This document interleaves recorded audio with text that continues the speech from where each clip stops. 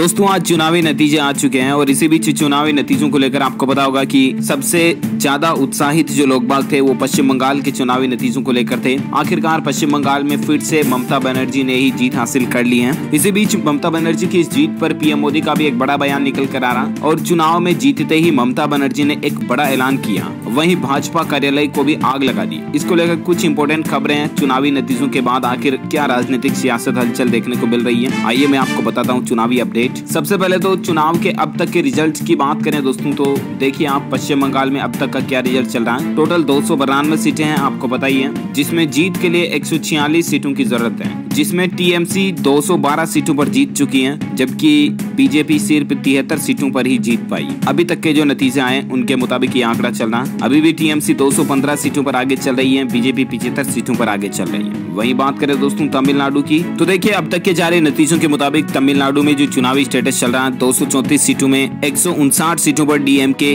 बढ़त में चल रही है, 130 सीटें डीएमके जीत चुकी हैं। वहीं एआईएडीएमके 75 सीटों पर बढ़त में चल रही है, 52 सीटें जीत चुकी हैं। यहाँ पर डीएमके ही अपनी सरकार बनाती हुई नजर आ रही है। अच्छा, वहीं केरल राज्य की बात करें दोस्तों, तो केरल में एलडीएफ ही आगे चल रही है। एलडीएफ 99 सीटों पर जीत चुकी है, टोटल 140 सीटें हैं। यूडीएफ 41 सीटों पर जीत चुकी है। बीजेपी के खाते में 0 सीटें गई, अदर के खातों में भी 0 सीटें ही गई यहाँ पर। वहीं बात करें असम के चुनावी नतीजों की दोस्तों, तो देखिए आप असम में टोटल 126 सीटों में से 74 सीटें बीजेपी ने जीती हैं। वहीं आईएनसी यानी कांग्रेस के खाते में 47 सीटें गई हैं। अभी तक के जो लाइव चुनावी नतीजे और अपडेट आ रहे हैं उसके मुताबिक आंकड़े आप देख सकते हैं स्क्रीन पर लाइव। वहीं बात करें पंडिचेरी में टोटल 29 सीटें हैं, जिसमें 15 सीटों पर बीजेपी आगे चल रही है और बीजेपी 15 सीटों पर जीत भी चुकी है। आईएनसी यानी कांग्रेस 7 सीटों पर जीत पाई है, अदर के खाते में 4 सीटें गई हैं। तो देखा जाए दोस्तों तो पंडिचेरी में बीजेपी ही सरकार बनाएगी, असम में भी बीजेपी ही सरकार बनाती हुई नजर आ रही है। केरल राज्य में यूडीएफ की बजाय एलडीएफ बढ़त में चल रही है, यानी कि एलडीएफ की सरकार बनती हुई दिख रही है। तमिलनाडु में डीएमके और वापस इधर वेस्ट बंगाल यानी कि पश्चिम बंगाल में टीएमसी ही, ममता बनर्जी ही अपनी सरकार बनाती हुई नजर आ रही है। लेकिन अभी चुनाव में सबसे बड़ा ट्विस्ट ये देखने को मिल रहा है दोस्तों की 5 राज्यों के चुनावी नतीजे लाइव तो मैंने आपको बता दिए, लेकिन खेला तो नंदीग्राम में हो बे। पहले 1200 वोटों से ममता की जीत का ऐलान हुआ, फिर 1622 वोटों से हारने का भाजपा का दावा दिखाई दे रहा। जी हाँ, अभी जो दोस्तों पश्चिम बंगाल में चुनावी नतीजा आ रहा है उसके मुताबिक नंदीग्राम में बड़ा उलटफेर देखने को मिल रहा है। शुवेंदु ने ममता बनर्जी को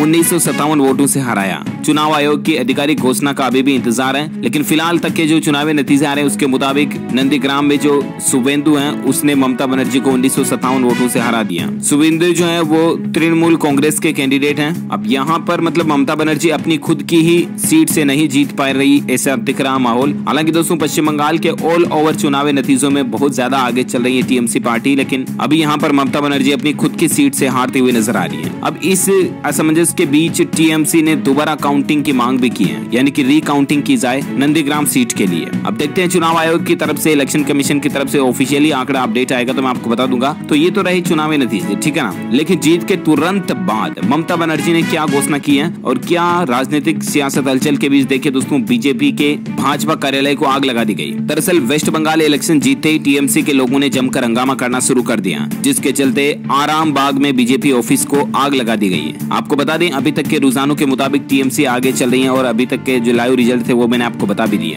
पार्टी की जीत पर टीएमएस के कार्यकर्ता जीत का जश्न मना रहे हैं। हालांकि खबर है दोस्तों की आराम बाग में बीजेपी का दफ्तर फूंक दिया गया। यहाँ टीएमसी कार्यकर्ताओं ने जमकर हंगामा किया। हालांकि बंगाल की जीत के बाद पहली बार क्या बोली ममता बनर्जी जो कि पश्चिम बंगाल में जीत के बाद, तो उनका कहना है दोस्तों की कोरोना पर नियंत्रण करना ही हमारी पहली प्राथमिकता है। उन्होंने जय बंगला का नारा लगाकर कहा कि अभी जीत का जश्न नहीं मनाएंगे। साथ ही उन्होंने समर्थकों से भी अपील की कि अभी कोई भी विजय जुलूस नहीं निकाला जाए और समर्थकों से घर जाने की अपील भी की है। वहीं दोस्तों इतना ही नहीं, पश्चिम बंगाल चुनाव परिणाम के बीच पश्चिम बंगाल में टीएमसी की जीत पर पीएम मोदी ने भी खुद ममता बनर्जी को बधाई दी है। पीएम मोदी बोले कि ममता दीदी को बधाई, हर संभव समर्थन जारी रहेगा। पीएम मोदी ने ट्वीट करके बंगाल में जीत के लिए ममता बनर्जी को बधाई दी। केंद्र लोगों की आकांक्षाओं को पूरा करने के लिए और कोरोना महामारी को दूर करने के लिए बंगाल सरकार को हर संभव समर्थन देना जारी रहेगा और केंद्र सरकार जो मतलब समर्थन देना पूरा जारी रखेगी, ये कहना पीएम मोदी का। पीएम मोदी ने कहा कि मैं पश्चिम बंगाल की अपनी बहनों और भाइयों को धन्यवाद देना चाहता हूं जिन्होंने हमारी पार्टी को आशीर्वाद दिया।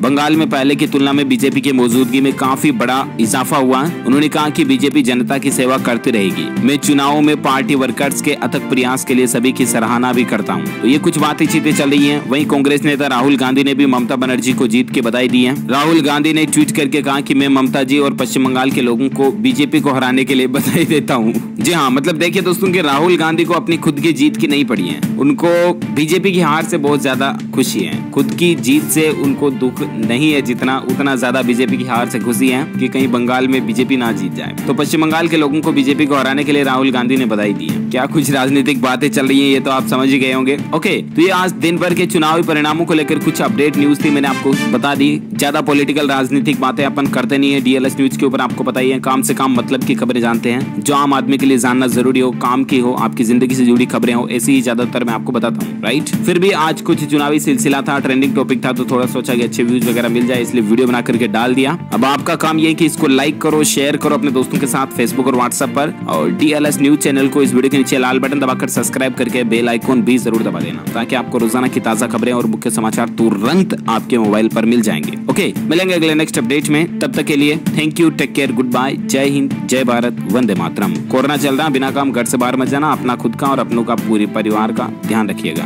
ठीक है ना। जय हिंद, जय भारत।